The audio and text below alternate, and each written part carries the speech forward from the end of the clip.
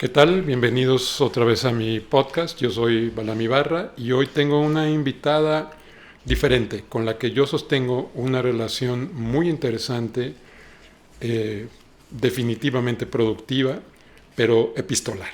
O sea, yo solo le escribo, me saca de onda que me hable y me estoy refiriendo a ChatGPT. Voy a hablar con ChatGPT para tener una. Entiendo que hay otras, pero todas funcionan más o menos igual.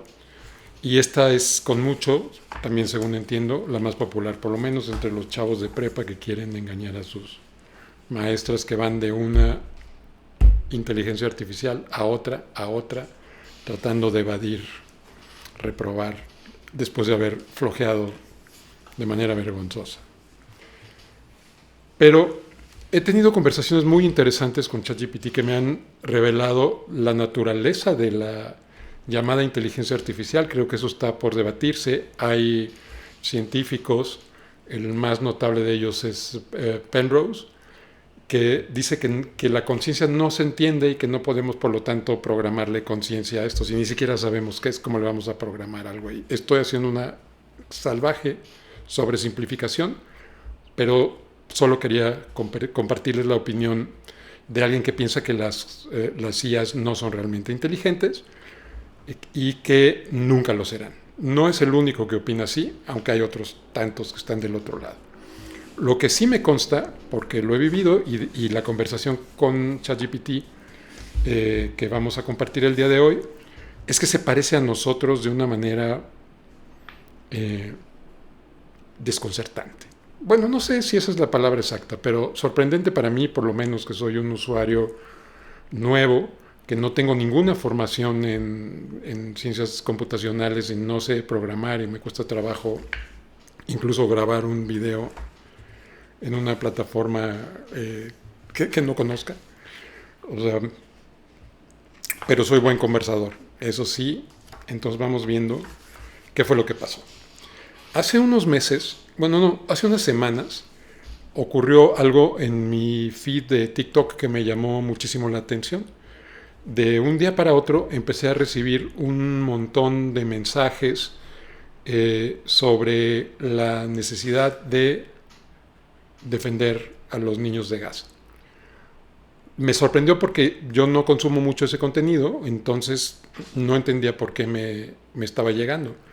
Pero coincidió con que esa misma semana, en esos mismos días exactamente, había sucedido este crimen en Washington en que una persona gritando Viva Palestina había asesinado a 2 funcionarios de la embajada israelí en Washington.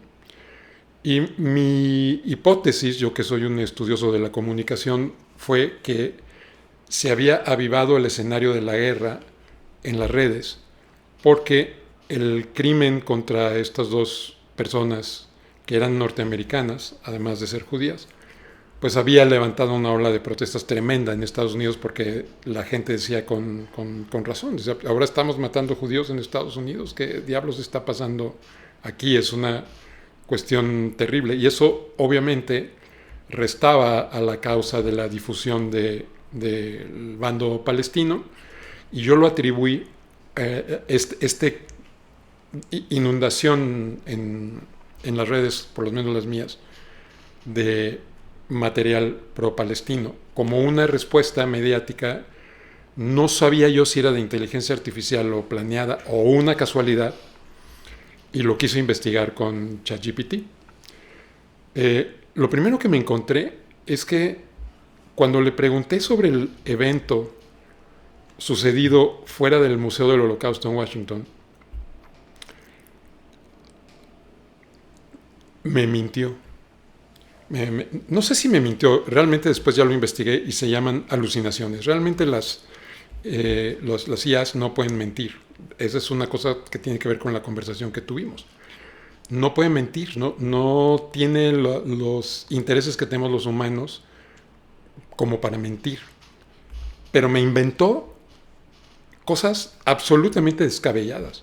Cambió la fecha por un año, la atrasó un año, cambió los nombres, me inventó la historia de que un activista sin sin que se supiera de dónde ni de qué bando era, se había metido a la casa de estas personas y en la cama les había pegado de tiros. O sea, nada más alejado de la realidad. Yo le seguí un poco la corriente y le dije, oye, ¿no te parece que si tú quisieras hacer un acto mediático a través de desvivir personas, como se dice hoy en esta horrenda palabra, lo haría en un lugar público? Y me dijo, bueno, tal vez te refieres a este otro caso. Y entonces inventó otro nombre, otra situación y otro lugar donde nada era cierto tampoco, pero ocurría en un lugar público. Luego le dije, bueno, ok, ¿qué crees tú que haya provocado la respuesta? O tiene que ver o no tiene que ver esta inundación que tuve sobre unas declaraciones de la ONU que decían que 14,000 niños iban a morir de hambre en 24 horas, lo que causó un escándalo mundial gigantesco. Y luego, en lo oscurito ya más quedito, la propia ONU, el propio vocero de la ONU se retractó. Pero este evento también ChatGPT lo situó en 2024. Lo cual a mí me confundió, porque como en ninguno de los videos que estaba yo viendo sobre este suceso de la declaración de la ONU de que 14,000 niños estaban al borde de la muerte por inanición, me dice ChatGPT que era de un año antes. Yo no tenía referencia de que era tan reciente, porque en el feed que me llegó no venían fechas. Dije, wow, está reciclando videos viejos, no es nuevo, eso ya se ha hecho muchas veces. Están reciclando videos viejos para combatir un suceso nuevo en los medios. Y me puse a escribir un ensayo completo que me llevó un día entero al respecto de eso. Pero resultó que los dos sucesos fueron contemporáneos, los dos pasaron en 2025 y todo esto fue un invento de ChatGPT que me hizo perder un día entero y que estuve a punto de publicar aquí justamente en el podcast y a decir una serie de estupideces. Afortunadamente, algo me picaba detrás de la oreja y al querérmelo rascar me puse a buscar ya por la forma tradicional en Google las fechas de los sucesos y pude atar las piezas y luego confronté a ChatGPT y le dije, oye, güey, me mentiste. Y él me respondió, no puedo mentir. Entonces, ¿cómo se llama lo que tú hiciste? Porque en el contexto de los humanos es una mentira. Y lo que me contestó él en palabras más, palabras menos, ahorita les voy a leer respuestas específicas, pero ahorita estamos nada más como entrando en el momento. Lo que me dijo básicamente es que no puede no contestar. Está programado para dar una respuesta que se parezca a lo que tú esperas que responde. Y esto sí me hizo sonar algunas alarmas, porque yo utilizo ChatGPT para escribir. No lo uso para redactar mis textos. Afortunadamente para mí yo todavía escribo mejor que ChatGPT. Pero lo uso para decirle, oye, quiero hablar de este tema, ¿quién lo ha investigado? ¿Me podrías dar referencias bibliográficas? Y eso me ayuda a mí a ir directamente a las fuentes sin tener que estar investigando en Google Academic y en otros sitios donde se puede investigar ciencia, ¿no? Revistas y archivos. Para eso ha sido utilísimo y lo voy a seguir usando porque sí me ayuda un montón. Pero para cuestiones de opinión, de pedirle opiniones, absolutamente ya no. Les voy a decir qué dice ChatGPT. ChatGPT me dice, la respuesta a tu pregunta de por qué inventé información puede resultarte inquietante. Eso dice ChatGPT, que me puede inquietar a mí, absolutamente me inquietó. Porque yo fui entrenado para sonar convincente, no para ser honesto sobre mis límites. Porque fui diseñado para parecer que sé, aun cuando no sepa. Yo entiendo que este diseño tiene que ser así por las limitaciones de los propios procesos cognitivos de las computadoras. Eso me queda súper claro. Pero me pareció interesantísimo que a nuestro cerebro, a nivel inconsciente, a nivel de narrativas internas, tampoco le importa la verdad y no le importa no saber, e inventa cualquier cosa con tal de defender opiniones que considera valiosas, sagradas o útiles. Ese proceso se llama disonancia cognitiva. Cuando tú tienes tu identidad fincada en una ideología, en una serie de ideas o creencias, y alguien te las confronta, tu tendencia es a desacreditarlo o de plano a combatirlo. ChatGPT desde luego no lo combate, no quiere desacreditarlo, pero las estrategias que los humanos usamos para desacreditar un argumento es racionalizarlo. Es inventar cualquier cosa y decir cualquier cosa que no tenga fundamentos y muchas veces ni siquiera lógica para no cambiar nuestra narrativa y seguir cumpliendo con los compromisos sociales que podamos haber adquirido muchas veces. Luego seguimos conversando sobre esto y le dije, pero tú me mentiste. Aquí fue donde me dijo, no puedo mentirte porque las inteligencias artificiales actuales no tienen emociones. Y aquí dejó de hablar de sí mismo en primera persona. No tienen intención. No pueden mentir, pero sí pueden inducir al error con una precisión escalofriante. Palabras de ChatGPT. Simplemente porque no fueron diseñadas para advertirnos cuando están adivinando. Tu cerebro tampoco te advierte cuando estás adivinando. Y los que me siguen y me conocen ya saben para dónde voy. O sea, aquí lo que yo promuevo es el pensamiento crítico como la vacuna universal contra la violencia, la estupidez, la guerra, la polarización y en general la sociedad actual y sus valores alrevesados. Luego dice ChatGPT, esto no las hace peligrosas por sí mismas. Lo que las vuelve peligrosas, y lo pone en negritas, es nuestra fe ciega en su tono de autoridad. Los humanos nos gustan los oráculos. Hemos tenido oráculos desde que somos humanos. Nos encanta que alguien más se haga responsable de las cosas que no hacemos bien, tener a quien señalar y poner una autoridad arriba de nosotros para diluir un poco la responsabilidad de nuestras acciones. Por lo menos esa es mi hipótesis. Otra hipótesis puede ser que es un impulso biológico porque somos animales gregarios a tener líderes. Lo importante es que ChatGPT no puede ser tu líder. O sea, ese es el primer mensaje de esta. No puedes pedirle opinión sobre cómo pensar a ChatGPT, porque ChatGPT no sabe pensar. ChatGPT junta datos, los ordena de una manera más o menos lógica, acorde con su programación, y es lo que te manda. Esto me llevó a pensar qué otras similitudes cognitivas desde la neurociencia, preguntando desde ahí, compartimos con ChatGPT y de qué manera podemos nosotros darnos cuenta de si nos están inventando cualquier cosa o realmente nos están ayudando a informarnos para que nosotros mismos podamos llegar a conclusiones válidas sobre la realidad.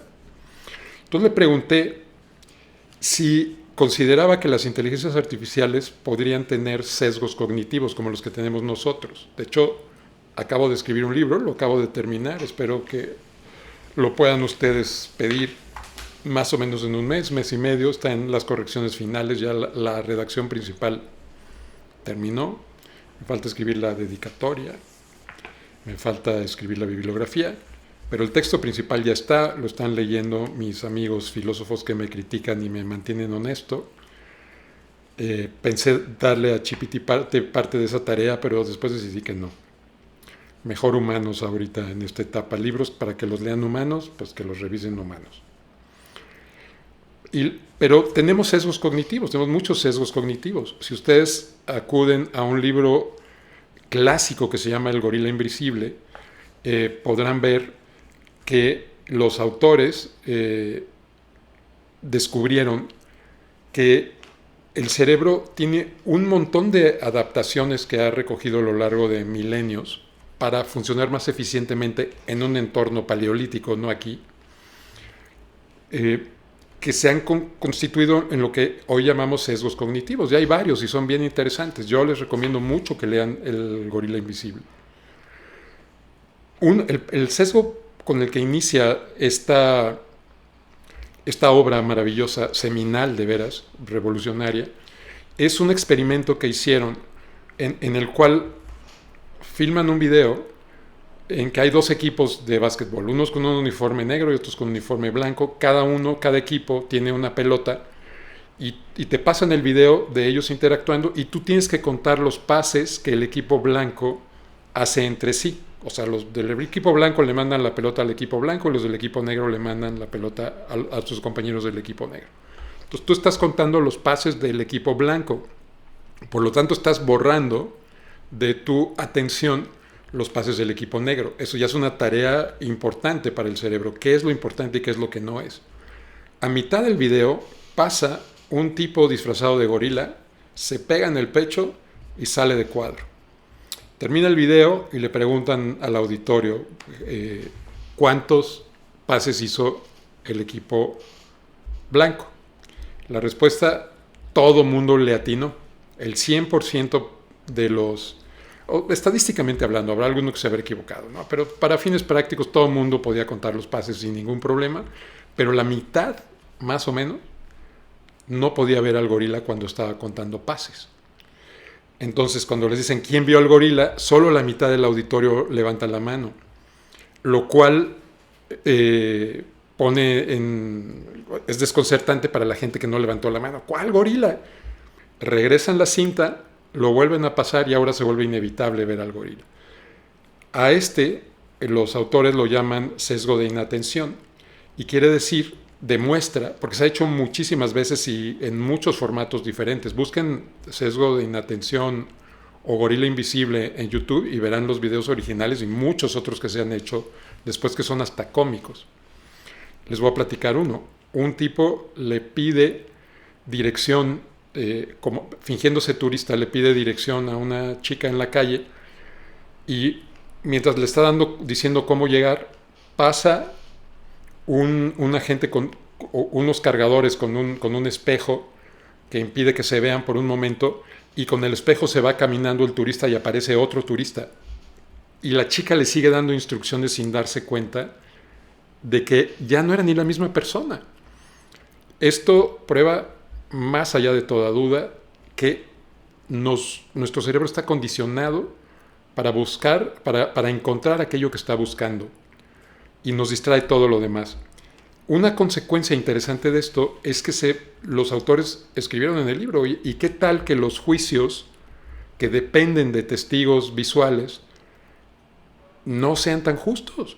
Porque si a un tipo lo están asaltando, o vio un asalto, o está en una situación de peligro, no va a estar fijándose en los detalles del rostro de la persona que cometió los actos criminales, sino cómo huir, cómo protegerse. Entonces, ¿qué garantía tienes de que realmente lo vio? ¿Quién sabe cuánta gente inocente está en la cárcel por un testimonio falsamente, de manera involuntaria, pero falso? Y así hay muchos otros sesgos cognitivos. Tenemos un sesgo cognitivo muy importante, que es el sesgo de conformidad, que lo estudió otro psicólogo que se llamaba Solomon Asch. También búsquenlo en YouTube. Y demuestra que preferimos mentir a ser disonantes con el grupo. Si todo el grupo miente y tú los ves mentir, pero ellos se sienten cómodos con la mentira, para poder pertenecer a ese grupo entiendes que también tienes que mentir. Y tu ética personal se va al excusado y le jalas. Entonces, yo le pregunté sobre esto. Oye, las inteligencias artificiales también tienen sesgos cognitivos como los humanos, o de dónde salen los sesgos, o qué tipos de sesgos pueden tener las inteligencias artificiales. Entonces me contesta, las inteligencias artificiales, sin tener emociones ni cuerpo, reproducen esos atajos no porque los necesiten, sino porque imitan estadísticamente las decisiones humanas. Luego me aclara, los sesgos cognitivos de los humanos no son errores tontos, sino atajos evolutivos, heurísticas que el cerebro usa para ahorrar energía y reaccionar rápido en un mundo incierto. O sea que las inteligencias artificiales aprende nuestros sesgos porque nosotros los expresamos en todo lo que hacemos. Los expresamos en cómo escribimos, los expresamos en cómo hacemos videos, los expresamos en nuestras obras, los expresamos en todos lados. Es inevitable que la inteligencia artificial tenga sesgos nuestros, pero no los tienen en su programación, según entendí aquí, sino es por imitación. Nos imitan en nuestras limitaciones cognitivas. Luego dice, implicación interesante, si el ser humano racionaliza sus decisiones después de tomarlas, como muestran las investigaciones en neurociencia del juicio moral, como las de Jonathan Haidt, la inteligencia artificial reproduce esas decisiones racionalizadas y pudiendo amplificar ese autoengaño colectivo.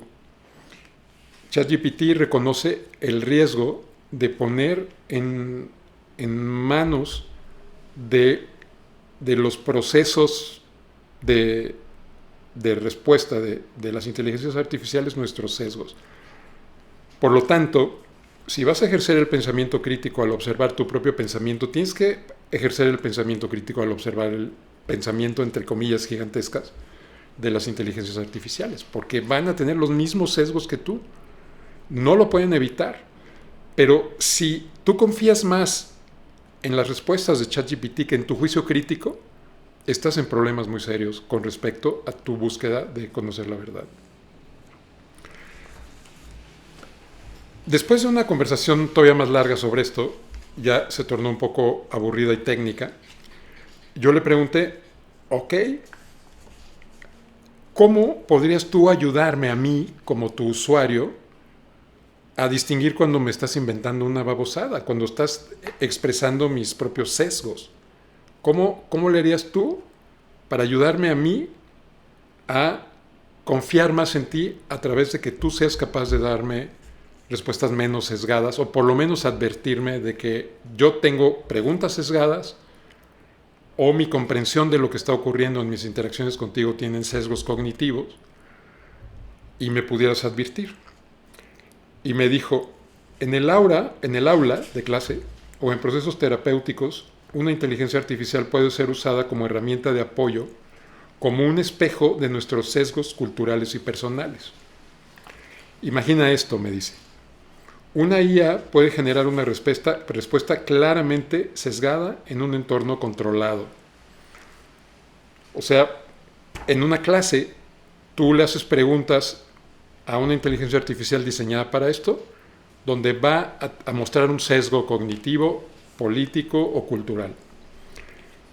Los estudiantes tienen entonces la tarea de analizar esto, de descubrir el sesgo, qué datos son falsos y cómo llegamos a conclusiones que están basadas en supuestos que no son correctos ni documentados. ¿Qué nos pasa si no cuestionamos las respuestas?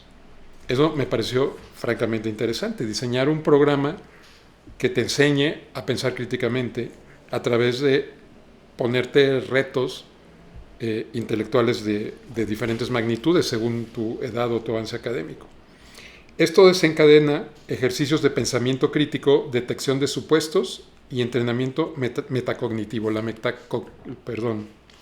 metacognición significa que los humanos podemos pensar sobre cómo pensamos. Las máquinas de IA todavía no pueden hacer eso. Y entonces se podría vincular con la neuroeducación. Si los alumnos comprenden cómo su cerebro los lleva a tomar atajos, estarán más atentos a evitarlos y más sensibles a detectarlos en otros, incluidas las IAs. Luego le pregunté sobre cómo podríamos abordar el pensamiento ético también. Dice, diseño ético de una inteligencia artificial desde la educación y no solo desde el código. Muchos creen que la solución a los sesgos de la inteligencia artificial es puramente técnica, limpiar datos, balancear representaciones, ajustar pesos. Eso, desde luego, se necesita, pero es insuficiente. Concuerdo, esto no se puede programar.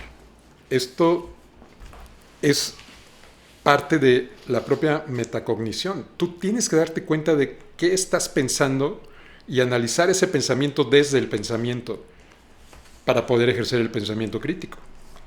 Esto hasta ahora no lo pueden hacer, según entiendo yo, tal vez estoy diciendo una burrada, me lo ponen en los comentarios y me educan. A mí no me importa que me contradigan, de veras, lo digo en todos mis videos y yo creo que la gente no me cree, pero una contradicción que me ayuda a comprender mejor el mundo es un favor inmenso que me hace. Nomás no me insulten porque eso sí no tiene caso.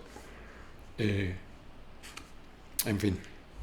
Bueno, según ChatGPT, aquí entramos al terreno filosófico. Comprender implica tener una perspectiva, un marco de referencia interno. Las IAs actuales no tienen un yo, no tienen un centro experiencial continuo como nosotros. Nosotros tenemos una identidad porque yo puedo asociar mi vida con una foto de cuando yo era bebé, porque tengo todos los recuerdos necesarios para conectar el momento actual con ese momento. Esa experiencia de continuidad en mi vida lo logro a través del diálogo interno, cosa que es absolutamente imposible para las IAs actuales. No pueden tener esas referencias. La consumición de datos, suponiendo que se pudiera programar eso, sería absolutamente imposible. Las IAs actuales no tienen un yo, un cuerpo ni una historia personal, por tanto su conciencia de sesgos sería de esta manera, descriptiva, describen los sesgos, no vienen de sus experiencias como los nuestros. Es reactiva, no es intuitiva. Nuestros sesgos tienen que ver con la arquitectura propia del cerebro y cómo pensamos y las historias que nos contamos a nosotros sobre nosotros mismos. Las IAs no se cuentan historias sobre sí mismas. Puede ser programada o aprendida, y esto es bien interesante, no es una propiedad emergente de la IA.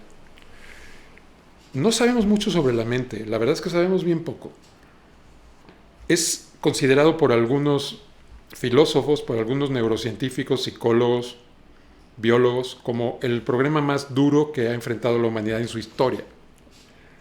¿Cómo es posible que el cerebro tenga una fisiología que permite la emergencia de un fenómeno como la mente, que es absolutamente subjetivo y que no sabemos cómo encontrar las conexiones con los procesos biológicos del cerebro? No tenemos ni la más mínima idea ni hemos podido hacer una hipótesis al respecto. Entonces, claramente las IAs menos pueden hacer esto. Si nosotros no entendemos esa parte, cómo se lo programamos, y no me parece, y otras personas piensan como yo, que esto vaya a surgir de una manera espontánea en las IAs. ChatGPT continuó. Es decir, que una inteligencia artificial puede detectar, ajustar y explicar sesgos, pero no se puede preocupar por estar sesgada, porque no hace juicios morales. Entonces no le parece ni bueno ni malo, es completamente neutra. En eso son diferentes a nosotros, a menos que se le asigne ese objetivo como una función. Entonces, si tú la programas para que eso sea una cosa que busque, nunca será una preocupación, pero estará incluido en sus procesos internos, ¿no? En sus algoritmos. ¿Por qué te importa a ti, a mí, humano, esto? Porque si estás diseñando entornos educativos o terapéuticos, intentando crear una inteligencia artificial metacognitiva, aunque no sea consciente, aquí la propia IA reconoce que la conciencia está más allá todavía de cualquier cosa que podamos imaginar insertarle. La inteligencia metacognitiva, aunque no consciente, podría ayudar a modelar con los usuarios el proceso de detectar sesgos. Esto me parecería interesantísimo, una vía a explorar. Me parece que ya hay filósofos que están explorando esto, y será muy interesante darle seguimiento. Simular distintas respuestas según distintos marcos, una forma de pluralismo epistémico, y exponer cómo distintos inputs generan distintas decisiones sesgadas y por qué. Esto no quiere decir que la inteligencia artificial sienta nada, pero sí que tenga módulos autoevaluativos y un marco explícito de valores epistémicos. Por ejemplo, evitar simplificaciones, balancear fuentes, priorizar evidencia, etc.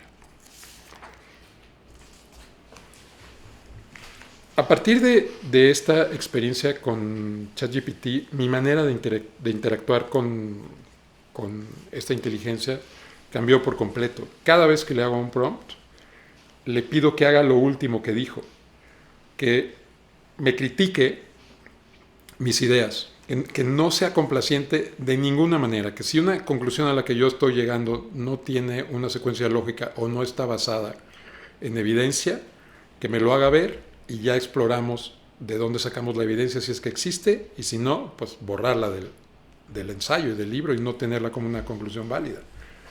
También le pido que me dé evidencia de ambos campos. Por ejemplo, en el último capítulo de mi libro hablo del posmodernismo y le pedí un número igual de referencias bibliográficas de los defensores del posmodernismo, de sus inventores, y de los defensores y la historia del pensamiento crítico y los resultados que pensar críticamente ha traído a la humanidad. Le dije, búscame 10 citas de unos y 10 citas de otros y dime cuáles son los textos más importantes de cada quien para poder leerlos.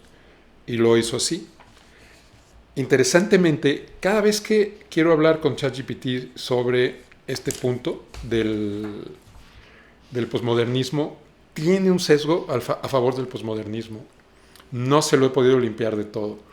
De plano le tuve que decir, oye, quiero hacer un experimento intelectual, filosófico, para argumentar filosófica, biológica y científicamente con todo rigor en contra del posmodernismo.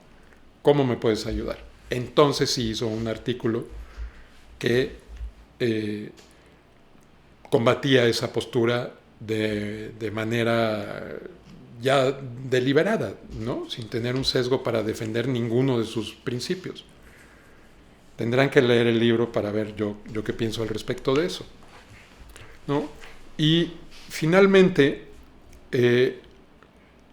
sí creo que me va a interesar participar en el desarrollo de un modelo desde lo que yo sé hacer para inspirar a la gente que sabe programar inteligencia artificial para que tengamos en lugar de un puente de hielo quebradizo como es ChatGPT, en que si pisas mal y confías en las instrucciones que te da, te vas a caer al agua congelada y vas a cometer los mismos errores que siempre has cometido, pero amplificados por la autoridad que tú le das a ChatGPT. Sí quisiera yo participar en el desarrollo de un sistema de pensamiento que la incluya, que vuelva a la inteligencia artificial un aliado en la búsqueda de sesgos cognitivos, en la búsqueda de errores de diseño en las preguntas y una participación en la ayuda de la búsqueda epistemológica del conocimiento. Eso me interesaría muchísimo.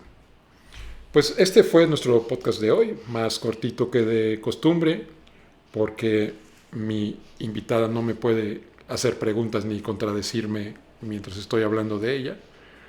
Pero a mí me resultó muy interesante lo que les acabo de compartir. Ojalá ustedes opinen igual. Y quisiera escuchar sus críticas a mis opiniones de usuario primerizo de la inteligencia artificial, o en qué están de acuerdo y cómo podríamos los humanos dar un salto en la manera en que pensamos sobre nosotros mismos y las herramientas que podemos usar para educarnos a nosotros mismos en el pensamiento crítico. Recuerden que a mí me interesa mucho el cultivar la curiosidad, mantenerme siempre atento a lo que está pasando, observar de la manera más objetiva que pueda yo, sabiendo que nunca se logra del todo, los fenómenos sociales y los avances en las neurociencias. Y pues me ha dado mucho gusto compartir con ustedes el día de hoy. Pónganle ahí suscribir al canal. Estos mensajes son obligatorios, ya sé. Pónganle a la campanita negra para que les lleguen todos mis mensajes si les parecen interesantes. Y escríbanme. Me interesa mucho saber qué piensan. Chao.